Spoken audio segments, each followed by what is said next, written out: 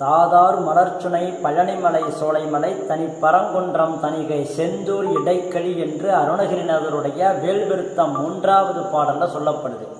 இது ஆதி காலத்தில் மேற்கு பார்த்த சிவாலயம். திருக்காமேஸ்வரர் ஞானாம்பிகைன்னு பேர்.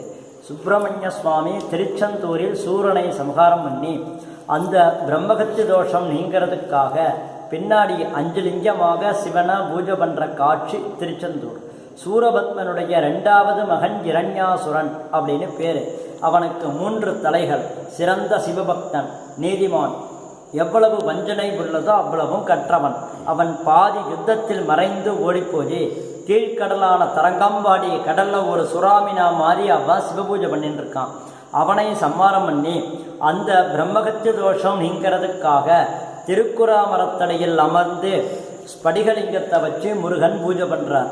சிவன் சந்தோஷப்பட்டு உனக்கு எந்த பாவமோ தோஷமோ கிடையாது, நம்ம 2 பேரும் ஒன்றுதான்னு சொல்லி சந்தோஷப்பட்டு தன்னோட இடத்த முருகன்கிட்ட கொடுத்துட்டு பின்னாடி சிவன் இருக்கார். பாவஹரேஸ்வரர் அப்படின்னு சுவாமியினுடைய நாமதேயம்.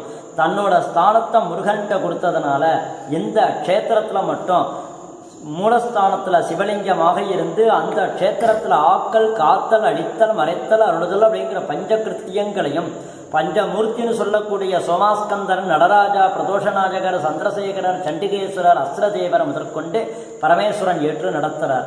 இந்த க்ஷேத்திரத்தில் மட்டும் முருகனே சோமாஸ்கந்தர், முருகனே நடராஜா, முருகனே பிரதோஷநாயகர், முருகனே சந்திரசேகரர், முருகனே சண்டிகேஸ்வரர், முருகனுடைய வேளானது அஸ்திரதேவர்.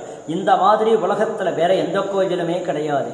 இந்த காட்சியை எல்லா தெய்வர்களுமா இவரை வந்து வணங்கி வழிபட்டதொட்டு தெய்வானைக்கும் முருகனுக்கும் நிச்சயதார்த்தம் பண்ணுறது இந்த க்ஷேத்திரத்தில்.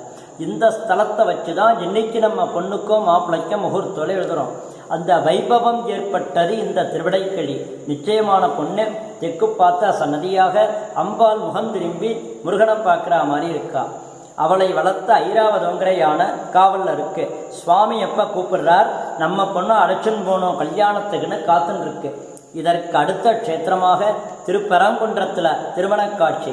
தேவர்களுக்கு விடை கொடுத்ததுனால ஊருக்கு திருவிடைக்கழி அப்படின்னு பேர் வந்தது. ஒருவருடைய ஜாதகத்தில் செவ்வாதோஷம், மாங்கல்ய தோஷம், புத்திரதோஷம், பித்ருதோஷம், சர்ப்பதோஷம் நிவர்த்தியாகிற ஸ்தலம் இந்த திருவிடைக்கழி.